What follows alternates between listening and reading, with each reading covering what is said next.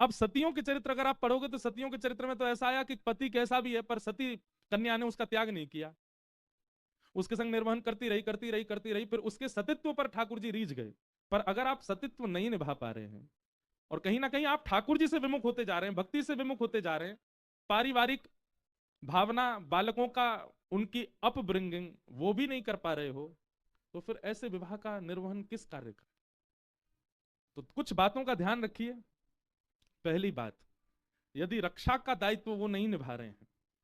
दूसरी बात, मातृत्व और पत्नित्व का सम्मान नहीं कर रहे हैं।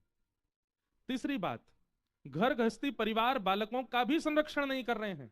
और अंतिम बात, उनकी क्रिया से भगवत विमुख आप होते जा रहे हो, तो ऐसे में त्याग ही उचित है, ऐसे में त्याग ही उचित। और ये बात मैं नहीं, भागवत जी कह रही हैं, पतिश्च सस्यात्, उस पति का त्याग करो जो भगवत मिलन में बाधा बने। घर की भीतर की, अब आप ज्यादा अनुभवी, मेरा तो अभी अनुभव नहीं विवाह का, पर एक बात कहें, भ्रमण करने से बहुत अनुभव हो जाता है। हम इतना भ्रमण करते हैं, इतनी जगह जाते हैं, इतने लोगों से मिलते हैं कि अनुभव हो जाता है। ऐसा नहीं है कि सारे संबंध और सारे विवाह सदैव अच्छे ही जाते हैं, कलह सब जगह है।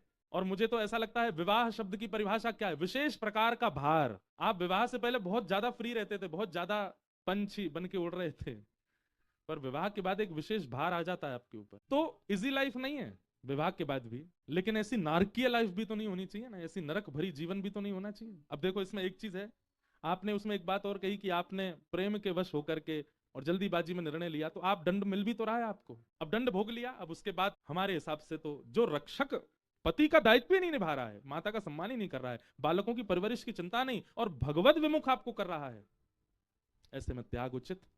ये तो हमारी बात। और हम जाते जाते एक बात और कहेंगे, ठाकुर जी से इस विषय में जरूर पूछ लें।